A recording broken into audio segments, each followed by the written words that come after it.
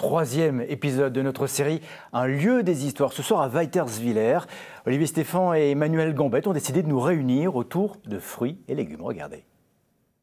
Bonjour, troisième volet de notre lieu des histoires à Weiterswiller. On continue d'y pister les causes et mécaniques d'engagement. La nature, sa protection, sa culture sont un bon fédérateur.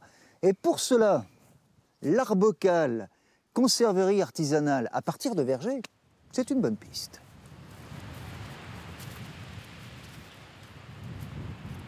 On a découvert ce coin d'Alsace il y a une quinzaine d'années maintenant.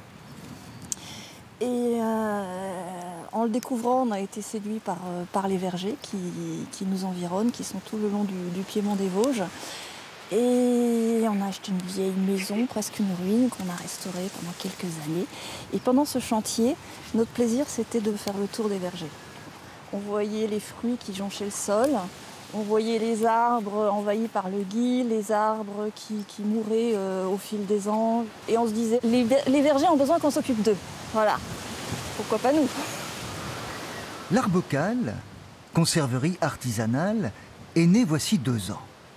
Son objectif, pérenniser les prés vergers familiaux qui disparaissent et sont un réservoir à la fois de paysages, de biodiversité et de nourriture. Saine. Ces prés vergers qui ne représentent plus que 0,5% de la surface agricole en France. C'est du paysage, le paysage il est à tout le monde.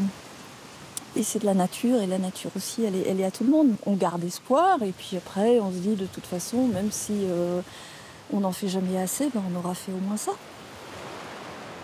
Au moins, c'est valorisé, quoi. Ce qui est tombé par terre est valorisé, quoi. Comme on nous dit qu'on n'a plus assez à manger, on essaye de nous faire croire qu'il n'y a plus assez de produits alimentaires pour les gens. Et quand vous voyez tout ce qui est jeté, tout ce qui n'est pas ramassé, tout ce qui n'est pas valorisé, bah, c'est déjà bien à leur niveau, là, ce qu'ils font, quoi.